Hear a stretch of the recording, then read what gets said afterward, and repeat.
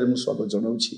प्रभु आपण मान प्रत्येक को बाहुल्य रूपे आशीर्वाद करूँ। आज जो प्रसंग में प्रभु को वाक्य आलोचना करवा, आलोच्य प्रसंग होछि रणकौशल शिखंतु। रणकौशल शिखंतु केमिति युद्ध लड़ीबार अच्छी आम शिखिबार अच्छी, शत्रु को केमिति मुकाबला करिबार अछि, शत्रु को केमिति परास्त करिबार अछि, ताहा आमे जानिबा दरकार। ताहा आमे जानिबा दरकार। मोर प्रिय भाई भनी मान मस्त खोलंतु आपण माने द्वितीय वंशावली 20 पर्व तार प्रथम पद देखा जाउछि।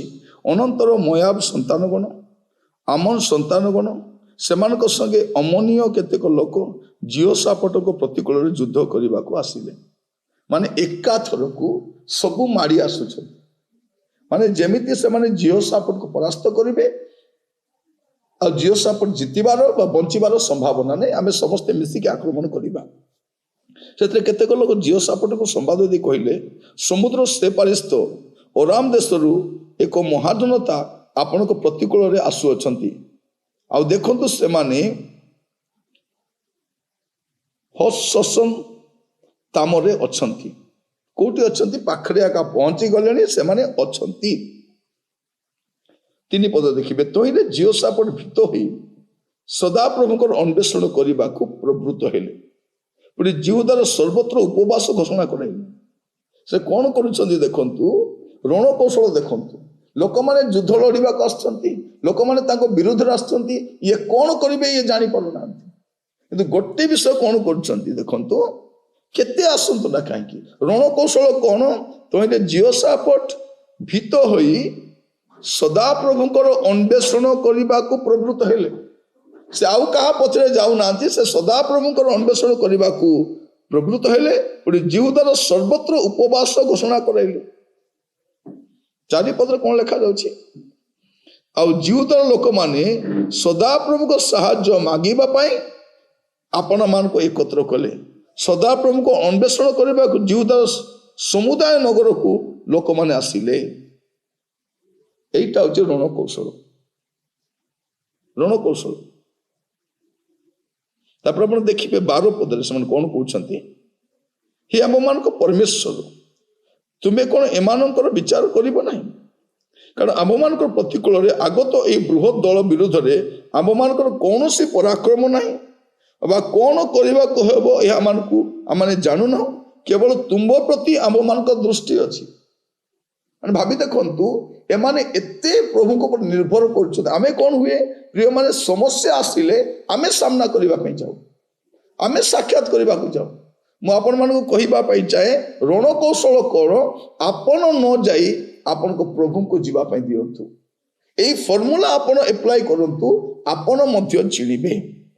तापर कौन लेखा 13 पदरे, एतिरे समग्र जिहुदा अपना मानक शिशु भार्या संतान संतति सहित सदा प्रभु को सम्मुख में ठिया हेले।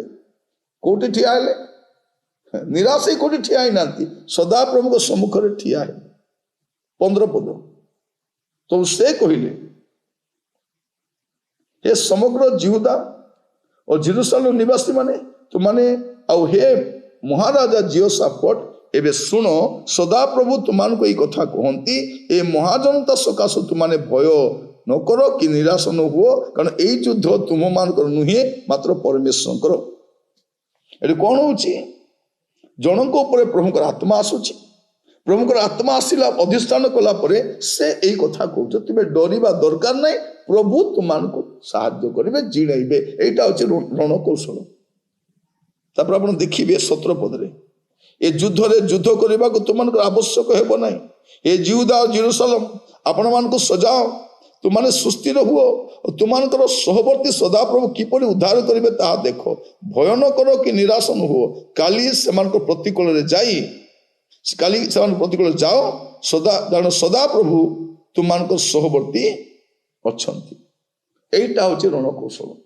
आपण जदि एई कौशल अवलंबन करेंगे आपण केबे हारिबे नहीं। कौन सी परिस्थिति रे, ना सेवारे, ना व्यवसाय रे, ना वाणिज्य रे, ना शत्रु सम्मुख रे, ना विपक्ष सम्मुख रे, कोठी भी नहीं। एइटा अछि बेस्ट पॉलिसी रणकौशल। एटा शिखंतु।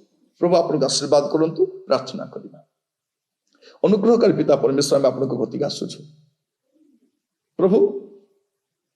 आमे समस्या କଷ୍ଟ ବିପତ୍ତି ବିରୁଦ୍ଧର ଲୋକମାନଙ୍କ ମଧ୍ୟରେ ବାସ କରୁଛୁ। କଣ ସବୁ କରିବାକୁ ଆମେ ଜାଣିନାହୁଁ ପ୍ରଭୁ।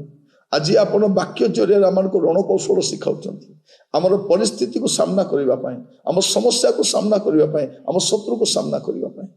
ପ୍ରଭୁ ସର୍ବଦା ଆପଣଙ୍କୁ ସର୍ବାଗ୍ରେ ରଖିବା ପାଇଁ, ସମ୍ମୁଖରେ ରଖିବା ପାଇଁ, ଆପଣଙ୍କ ଉପରେ ନିର୍ଭର ରଖିବା ପାଇଁ, ସବୁ କାର୍ଯ୍ୟରେ ଆପଣଙ୍କୁ ପ୍ରାଧାନ୍ୟ ଦେବା ପାଇଁ ଆମକୁ ସାହାଯ୍ୟ କର। ପ୍ରାର୍ଥନା ଶୁଣିଥିବାର ଧନ୍ୟବାଦ। ଯୀଶୁଙ୍କ ପ୍ରିୟ ନାମରେ ମାଗିଲି ରାଜା, ଆମେନ୍। ପ୍ରଭୁ ଆପଣମାନଙ୍କୁ ପ୍ରତ୍ୟେକଙ୍କୁ ବାହୁଲ୍ୟ ରୂପେ ଆଶୀର୍ବାଦ କରନ୍ତୁ। ପ୍ରଭୁ ଅନୁଗ୍ରହ କଲେ ଆସନ୍ତା ଅଧ୍ୟାୟରେ ଜଡ଼ିତ ହେବା। ବିଦାୟ ଦିଅନ୍ତୁ। ନମସ୍କାର।